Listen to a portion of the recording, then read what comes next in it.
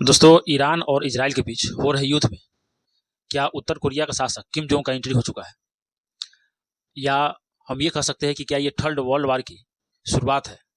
दोस्तों, आइए उसको बेहतर समझते हैं। सबसे पहले मेरा नाम मन्नू है और मेरा चैनल का नाम प्रोग्रेस बिहार है।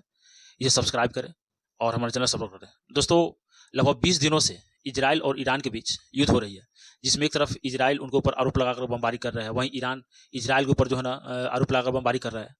और इस बमबारी में आम सिविलियन, आम नागरिक जो है ना मारे जा रहे हैं। इसमें युद्ध में जहाँ तक की बात है, किसी को कोई फायदा नहीं होता, हालांकि बर्बादी ही बर्बादी है। लेकिन कोई अपने अस्तित्व को बचाने के लिए, तो कोई अपने अस्तित्व, किसी का अस्तित्व को बर्बाद करने के लिए ये लगातार जो है ना युद्ध का एक बहुत बड़ी जो है ना बॉन्डर बनता जा रहा है।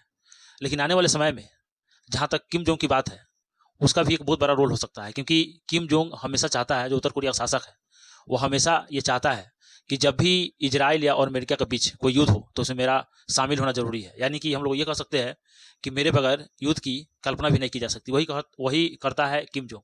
किम जोंग का ऐसा मानना है कि इजराइल कोई देश नहीं है, कोई उसका क्षेत्र नहीं है, कोई उसका अधिकार नहीं है। इसलिए वो इजराइल को एक देश की मान्यता नहीं देता है और हर संभव ईरान के साथ वो खड़ा रहता है। ईरान को हमेशा हर मदद करने के लिए, चाहे वह सैनिक ठिकाने हो या फिर कोई हथियार हो, हमेशा सप्लाई करता है ईरान को, ताकि ईरान इन सबसे बदला ले सके। यानी कि ईरान के लिए किम जोंग हमेशा खड़ा है।